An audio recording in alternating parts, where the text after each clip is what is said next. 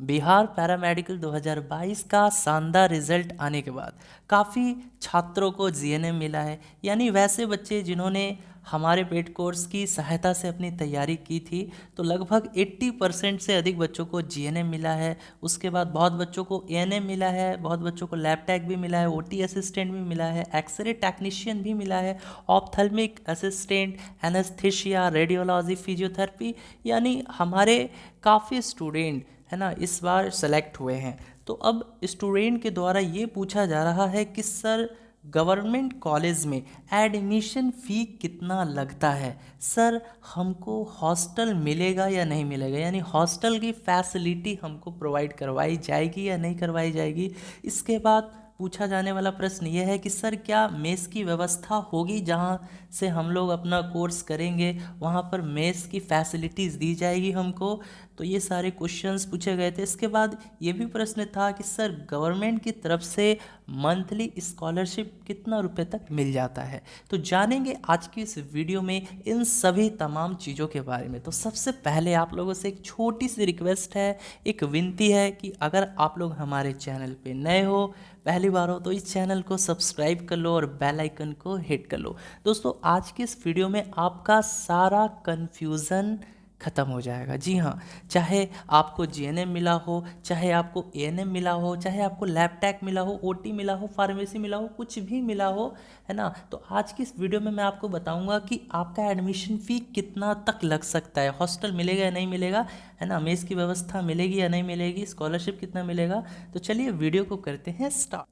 तो गाइज सबसे पहले यहाँ पे हम लोग जीएनएम यानी जो ग्रेड ए लेवल का कोर्स होता है उसके बारे में जानेंगे कि एडमिशन फ़ी क्या लगता है, हॉस्टल मिलेगा या नहीं मिलेगा, मैथ्स फैसिलिटीज़ मिलेगी या नहीं मिलेगी, मंथली स्कॉलरशिप क्या रहेगी। ठीक है, तो बच्चों एडमिशन फ़ी जो लगता है, अब देखिए मेरे काफ़ी सारे स्टूडेंट अलग अलग कॉलेज में हैं, है ना। बहुत से स्टूडेंट पीएमसीएच में हैं, बहुत से स्टूडेंट एनएमसीएच में हैं, काफ़ी स्टूडेंट एसकेएमसीएच में भी हैं, है ना। तो जितने भी कॉलेज हैं हर एक कॉलेज में हमारे स्टूडेंट हैं। तो मैंने उनसे पूछा तो हर एक कॉलेज का एडमिशन फ़ी अलग है। ठीक है, तो अब देखिए अलग है, लेकिन सब में एक चीज़ कॉमन था कि आपका जो फ़ी लगेगा कम से कम एटलीस्ट आपको 10,000 ले जाना होगा। ठीक है, 10,000 तक जो है आपको ले जाना होगा, इतना लग जाता है। अब आप में से काफ़ी बच्चे पूछेंगे कि सर 10,000 आखिर किस चीज़ का लेता है। तो देखिए 10,000 में क्या क्या चीज़ इंक्लूड रहेगा, ड्रेस रहेगा, ठीक है, इसके बाद आपका कैपिंग रहेगा, कैपिंग, उसके बाद आईडी कार्ड रहता है, ठीक है, और उसके बाद 2 से 3 मंथ का आपको मेस का चार्ज पहले दे देना होता है। यानी 2 से 3 महीने का जो भी मेस का चार्ज होता है वो आपसे पहले ले लिया जाता है। इसके बाद ट्यूशन फ़ी रहेगा, है ना। तो इन सब को जब मिला दिया जाए तो ओवरऑल जो है ना ये आपको 10,000 का रसीद काट के दे देंगे। ठीक है, यानी ड्रेसिंग का, कैपिंग का, आईडी कार्ड का और 2 से 3 महीने का, है ना, 2 से 3 मंथ तक का मेस का चार्ज आपको ले लिया जाएगा। इसके बाद ट्यूशन फ़ी भी जो है आपको देना होता है। यानी ये टोटल अगर मिला दिया जाए तो 10,000 के करीब जो है आपका एडमिशन फ़ी पहुंच जाता है। अब देखिए स्टूडेंट के द्वारा ये पूछा जाता है कि सर हॉस्टल मिलता है या नहीं मिलता है। तो जी हाँ, हॉस्टल की सुविधा आपको मिल जाएगी। ठीक है, अब देखिए हो ये सकता है कि यहाँ पे एक रूम दिया जाए, ठीक है, यहाँ पर आपको एक रूम दिया जाएगा, तो उस रूम में जो है मिनिमम 2 स्टूडेंट को रखा जाता है या मैक्सिमम 3 स्टूडेंट को रखा जाएगा। ठीक है, तो यहाँ पे हॉस्टल मिलेगा, है ना, और एक रूम में जो है 2 से 3 स्टूडेंट को रखा जाता है। ठीक है, तो अब यहाँ पे बात ये आती है, सर नेक्स्ट प्रश्न ये है, नेक्स्ट डाउट ये है, बच्चों के द्वारा पूछा जाता है कि सर मैथ्स फैसिलिटी दी जाएगी या नहीं दी जाएगी। तो जी हाँ, मैथ्स की भी फैसिलिटीज़ दी जाएगी, यानी आपको वहाँ पे खाना यानी भोजन का भी जो है प्रबंध देखने को मिल जाएगा। लेकिन बात यह है कि सर अब मेस का चार्ज कितना लग जाता है। तो देखिए मेस का जो चार्ज लगता है तो हर एक कॉलेज का अपना अलग अलग मेस का चार्ज है। ठीक है, जैसे मेरे एक स्टूडेंट हैं एसकेएमसीएच में, तो मैंने उनसे पूछा तो उन्होंने बताया कि सर हम लोगों का मेस का चार्ज 1,900 रुपये लिया जाता है। ठीक है, और एक मेरी और स्टूडेंट है पीएमसीएच में है, तो जब मैंने उनसे पूछा तो उनका 2,700 रुपये, जी हाँ 2,700 रुपये मंथली मेस का चार्ज था। तो यहाँ पे जो मेस का चार्ज आपको लगेगा तो मान सकते हो 2,000 से लेकर मतलब 2,800 तक के बीच में आपसे मेस का चार्ज लिया जा सकता है। ठीक है, हाँ जी, पर मंथली होता है, यानी पर मंथ आपको 2000 से 2800 रुपये देना होगा भोजन के लिए, ठीक। अब इसके बाद बच्चों के द्वारा ये पूछा जाता है कि सर मंथली स्कॉलरशिप मिलता है या नहीं मिलता है। तो जी हाँ, मंथली स्कॉलरशिप जो है यहाँ पर आपको 1500 से लेकर 2000 के बीच में दिया जाता है पर मंथ, ठीक है। 1500 से लेकर 2000 के बीच में आपको पर मंथ जो है गवर्नमेंट की तरफ से दिया जाता है, ताकि आप लोग अपना खर्चा निकाल सको, ठीक है। वैसे देखो कई बार मंथली बेसिस पे नहीं मिलेगा, बहुत बच्चों को मंथली बेसिस पे नहीं दिया जाता है, लेकिन जब वो लोग अपना कोर्स कंप्लीट कर लेते हैं, यानी 3 साल का जो जीएनएम कोर्स है वो कंप्लीट कर लोगे, उसके बाद जो है कैलकुलेट करके गवर्नमेंट आपके अकाउंट में ये जो भी अमाउंट बनेगा वो पैसा क्रेडिट कर देगा, ठीक है। तो आपको यहाँ पे जो है मंथली स्कॉलरशिप भी दिया जाता है।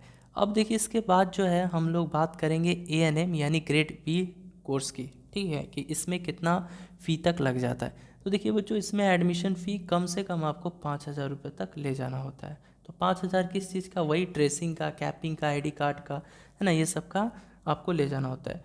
हॉस्टल मिलता है या नहीं मिलता है, तो जी हाँ, हॉस्टल इसमें भी मिलेगा आपको, अच्छी बात है। और इसके बाद मैथ फैसिलिटी रहेगा या नहीं रहेगा, तो जी हाँ बिल्कुल, मैथ फैसिलिटीज़ भी आपको इसमें दिया जाएगा।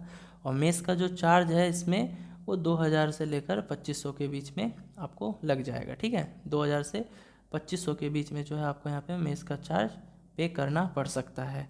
और इसके बाद मंथली स्कॉलरशिप, तो मंथली स्कॉलरशिप जो है इसमें आपको 1200 से लेकर 1500 तक के बीच में अमाउंट दिया जाएगा पर मंथ, ठीक है। तो ये भी बहुत अच्छा रहने वाला है। अगर आपको एएनएम कोर्स मिला है तो आप अच्छे से कीजिए, क्योंकि इसमें भी जॉब की वैकेंसीज़ काफ़ी आती रहती हैं। अभी हाल ही फ़िलहाल 1 साल में कई सारी वैकेंसीज़ आई थी एएनएम को, है ना, एएनएम को लेकर काफ़ी सारी वैकेंसीज़ आई थी, तो ये भी बहुत अच्छा कोर्स हो जाता है। अब बात कर लेते हैं हम लोग अदर कोर्सेज़ के बारे में। अदर कोर्सेज़ में कौन कौन से कोर्सेज़ आ जाएंगे, फार्मेसी आ जाएगा, लैब टेक आ जाएगा, ओटी असिस्टेंट आ जाएगा, एक्सरे टेक आ जाएगा, रेडियोलॉजी, फिजियोथेरेपी, एनेस्थेसिया, एटीसी, है ना। तो अब इनमें से कोई भी कोर्स करने में कम से कम कितना फ़ी तक लगता है। तो देखिए बच्चों, अब यहाँ पे अगर मैं बात करूँ फार्मेसी की, तो फार्मेसी के लिए कम से कम आपको यहाँ पे 8500 रुपये पर ईयर तक लग जाता है। तो फार्मेसी यानी डी फार्मा, तो डी फार्मा अगर आप करते हो तो पर एनम यानी 8500 रुपये तक आपको जो है पे करना पड़ता है। अब यही बात करें लैब टेक, तो लैब टेक जो है आपका अंडर 5000 हो जाता है, यानी 5000 के अंदर लगता है, कम लगता है, ठीक है। तो यहाँ पर भी जो है एडमिशन फ़ी जो है आपको 5000 से लेकर 10,000 तक के बीच में लगेगा, ठीक है। अब वो डिपेंड करता है कि आपका कोर्स कौन सा है, लेकिन हाँ 10,000 के ऊपर नहीं जाएगा। तो अगर आपको इनमें से कोई सा भी कोर्स मिला है तो काम कीजिएगा कि 10,000 तक का जो है बजट आप अपने पास रखिएगा। हॉस्टल मिलेगा या नहीं मिलेगा, तो बच्चों यहाँ पे हॉस्टल नहीं मिलता है, लेकिन हाँ यहाँ पे हॉस्टल केवल फार्मेसी वाले बच्चों को मिलता है, ठीक है। तो वैसे तो हॉस्टल नहीं मिलेगा किसी भी कोर्सेज़ में, बट यहाँ पे फार्मेसी वाले स्टूडेंट को मिलता है। तो यहाँ पे यहाँ पे मैं आपको बता देता हूँ कि फार्मेसी वाले स्टूडेंट को, जी हाँ, फार्मेसी वाले स्टूडेंट को यहाँ पे केवल हॉस्टल दिया जाता है, ठीक। तो यहाँ केवल और केवल किसको मिलेगा, तो केवल फार्मेसी वाले स्टूडेंट को हॉस्टल प्रोवाइड करवाया जाता है। अब देखो मेस की फैसिलिटी है या नहीं है, तो मेस की फैसिलिटी अभी तक तो नहीं है। कोई भी कोर्स अगर आप कर रहे हो तो उसमें हॉस्टल तो मिलेगा नहीं, तो हॉस्टल नहीं मिलेगा तो मेस की व्यवस्था कहाँ से होगी, है ना। यानी देखिए आप कोई सा भी कोर्स कर रहे हो, फार्मेसी को छोड़कर, देखो फार्मेसी में हॉस्टल है, अब धीरे धीरे मेस की भी व्यवस्था होगी उसमें, ठीक है, फार्मेसी वाले कॉलेज में। लेकिन और कोर्सेज़ में अभी तक ना ही हॉस्टल की व्यवस्था है ना ही मेस की व्यवस्था है। मंथली स्कॉलरशिप मिलेगा, जी नहीं, इसमें मंथली स्कॉलरशिप नहीं मिलता है, इसमें आपको ईयरली स्कॉलरशिप मिलेगा। ईयरली स्कॉलरशिप यानी कहने का यही मतलब है कि अगर आपका एडमिशन फ़ी जो भी लगा है, मान के चलिए 8,000, 9,000, 10,000, जो भी आपको एडमिशन फ़ी लगा है, तो वो आपको रिटर्न हो जाता है। वो आपको रिटर्न हो जाता है, उसके लिए एक स्कॉलरशिप का फॉर्म आता है कॉलेज में, उसको अप्लाई करना होता है। कॉलेज में कुछ डॉक्यूमेंट्स जो है उसको जमा करना होता है। उसके बाद जो है कॉलेज वाले आगे प्रोसीड करते हैं, तो फिर उसके बाद डिस्ट्रिक्ट वगैरह जाएगा, वेरीफाई होगा वहाँ से, तो वहाँ से जो है अगर वेरीफाई हो जाता है तो आपको यहाँ पे स्कॉलरशिप देखने को मिल जाएगा, है ना। तो काफ़ी बच्चों को स्कॉलरशिप मिल चुका है, तो आपके लिए भी ये बहुत अच्छी बात रहने वाली है कि स्कॉलरशिप मिलता है, ठीक है। अब स्कॉलरशिप में वही मिलेगा आपको अब स्कॉलरशिप में वही मिलेगा, जैसे 10,000 का मान के चलो एडमिशन हो गया। अब स्कॉलरशिप में कितना पैसा तक लगेगा, तो भी मैंने बताया कि एडमिशन में जितना भी आपका फ़ी लग चुका उतना ही आपको स्कॉलरशिप में मिल जाएगा, है ना।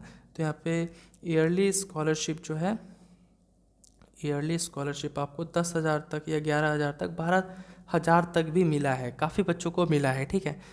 तो चलिए दोस्तों, मुझे लगता है कि आपके हर एक डाउट्स क्लियर हो गए होंगे, लेकिन अभी भी आपके मन में कोई डाउट्स है या किसी तरह का कुछ क्वेश्चन है जो पूछना चाहते हैं आप, तो आप वीडियो के कमेंट सेक्शन में क्वेश्चंस पूछ सकते हैं, ठीक है। तो चलिए दोस्तों, धन्यवाद। यदि वीडियो अच्छी लगी हो तो इस वीडियो को लाइक करें और चैनल पे नए हो तो इस चैनल को ज़रूर सब्सक्राइब करें।